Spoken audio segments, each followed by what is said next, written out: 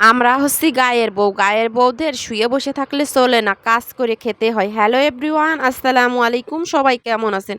আশা করছি সবাই ভালো আছেন। তো আজকে কি কি কাজ করলাম, কি কি রান্না বান্না করলাম সব থাকছে এই ব্লগে। আশা করি পুরো ব্লগটা আপনারা দেখবেন। তো সকালবেলা উঠেই তো আমি এই যে চাউল ঝাড়া শুরু করে দিছি। এগুলো হচ্ছে আমাদের বাসায় সিদ্ধ করা ধান মাড়াই করে আর কি চাউল।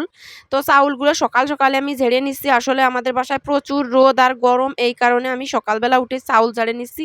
মানে ভর্তা ভাত বসিয়ে দিয়ে কাজ কাম সেরে তারপরে এই তো চাউলগুলো ঝেড়ে ড্রাম ভরে রেখে দিচ্ছি। সারা মাস আর কি এই চাউলগুলো খাওয়া হবে। পরে এই তো দুপুরে রান্নাবান্নায় চলে আসলাম। তো আমার ছেলে হচ্ছে মানে মাংস দিয়ে আর আলু দিয়ে রান্না খাবে। বলছে, আম্মু তুমি গরুর মাংস দিয়ে একটু আলু দিয়ে রান্না করো, আস্ত রসুন দিয়ে। তো আমি অল্প একটু মাংস ফ্রিজ থেকে বের করে এই তো রান্না করে নিছি। আর মাংসর রেসিপি আপনাদের সাথে অনেক শেয়ার করা আছে বলে আমি পুরো রেসিপিটা আপনাদের সাথে দেখাইনি। তো এই তো আলু দিয়ে আর রসুন দিয়ে রান্না করে নিছি, একটু কষিয়ে আর কি ঝোলের পানি দিয়ে দিচ্ছি। তো একটু আমি ঝোলঝোলই রান্না করব। আমার ছেলেটা আবার মানে গরুর মাংসের ঝোল খেতে পছন্দ করে। তো এদিকে আমার মাংস রান্নাটা হয়ে গেছে একদম ঝাল ঝাল করে আলু দিয়ে, মানে কষা কষা মাংস রান্না করেছি। তো আমি তো এই তো সকালবেলার ভাত ছিল, ভাত নিয়েই খাওয়া দাওয়া শুরু করে দিয়েছি। আমার প্রচণ্ড ক্ষুধা লাগছিল আসলে।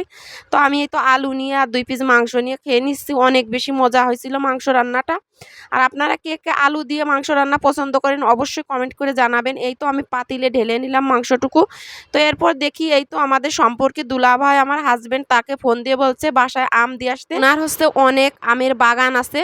তো উনি হচ্ছে আম বিক্রি করে। তো ওনাকে বলছে যে বাসার পর আম দিয়ে আসতে। তো এর আগেও কিন্তু উনি 20 কেজি আম দিয়ে গেছিলো। সে আমগুলা অনেক মিষ্টি ছিল, এই কারণে আবারও 10 কেজি অর্ডার করে দিয়েছে। তো চলে আসছে আম নিয়ে।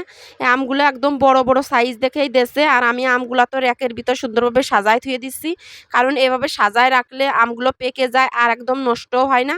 এরপরে তো পাকা আম 2টা নিয়ে আমি খেতে বসে গেছি। আর এইভাবে চুষে চুষে আম খাইতে না আমার অনেক ভালো লাগে। তো ছোটবেলা থেকে এই অভ্যাসটা, তো এই অভ্যাসটা আর যায় না। এখনও আম আমি এইভাবে 2টা 3টা 4টা এভাবে চুষে খাই। আপনারা কে কে এইভাবে চুষে খান অবশ্যই কমেন্ট করে জানাবেন। এরপরে এই তো দুপুরবেলা তো চলে আসছি খড়ির এইখানে। আমার শ্বশুরের খড়ির অভাব নেই, যেহেতু আমার শ্বশুরের অনেক বাগান আছে। তো খড়ি কাটি যেখানে সেখানে ফেলে রাখা। তো ভাবলাম যে এগুলো হচ্ছে একদম শুকনো খড়ি। তো বর্ষাকাল তো যেখানে সেখানে এভাবে ফেলে রাখছে, একদম মাটির সাথে মিশে যাচ্ছে। তো ভাবলাম যে এই খড়িগুলা নিয়ে যাই, জাল দেওয়া যাবে না। আর আপনারা কে কে আমার মতো খড়ি দিয়ে জাল দেন অবশ্যই কমেন্ট করে জানাবেন। আর আমরা যেহেতু গ্রামে বাস করি, আমরা খড়ি দিয়েই জাল দিতে বেশি ভালো পছন্দ করি আর কি। এই তো আমি এখান থেকে খড়িগুলো গুছাইয়ে বাসায় নিয়ে যাচ্ছি। আর খড়ি গুছাইতেও কিন্তু অনেক কষ্ট হয়, প্রচুর রোদ ছিল, রোদ্দুর ভিতরে আমি নিয়ে যাচ্ছি। আবার দেখি এইখানেও অনেক পরিমাণ খড়ি রাখা হয়েছে, এইখানতেও ওই খড়িগুলো বাসায় নিয়ে যাব। আর এখনও গুছাই টুছাই রাখলে সামনে বেশি বৃষ্টির সময় মানে জাল দিতে আরও বেশি ভালো হবে না। তো আমি একা একাই গুছাচ্ছিলাম। তো আমার ভিডিওগুলো আপনাদের কাছে কেমন লাগে অবশ্যই কমেন্ট করে জানাবেন। আর আমার ভিডিওটি ভালো লাগলে লাইক কমেন্ট শেয়ার করবেন। পরবর্তী আরেকটা ব্লগ ভিডিওতে দেখা হবে। সবাইকে ভালো থাকবেন, সুস্থ থাকবেন। আল্লাহ হাফেজ।